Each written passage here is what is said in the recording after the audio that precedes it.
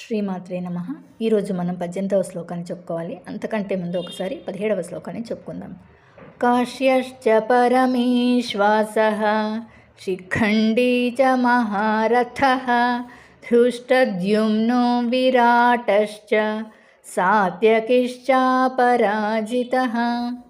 ఇప్పుడు 18వ శ్లోకం.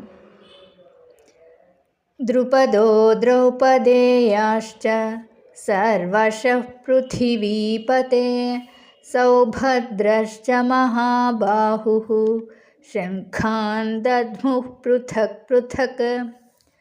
ద్రుపదో అంటే ద్రుపదుడు, ద్రౌపదేయాశ్చ అంటే ద్రౌపది కుమారులు, సర్వశః అంటే అందరూ, పృథివీపతే భూమిని పాలించే రాజా ఎవరు? ధృతరాష్ట్రుడు అన్నమాట. సౌభద్రశ్చ సుభద్రాదేవి కుమారుడు అభిమన్యుడు, మహాబాహు మహాబహుడు అనేసి అంటే అభిమన్యుడు మహాబహుడు అని అర్థం అన్నమాట. శంఖాన్ అంటే శంఖములు, దద్ముహ్ అంటే ఊదారు, పృథక్ పృథక్ అంటే వేర్వేరుగా ఒక్కొక్కరిగా వాళ్ళ శంఖాలను ఊదారు అని అర్థం అన్నమాట.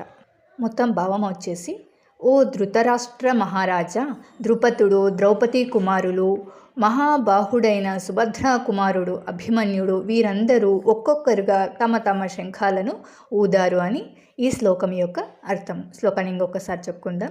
ద్రుపదో ద్రౌపదేయాశ్చ సర్వశ పృథివీపతే సౌభద్రశ్చ మహాబాహుః శంఖాన్ దద్ముః పృథక్ పృథక్.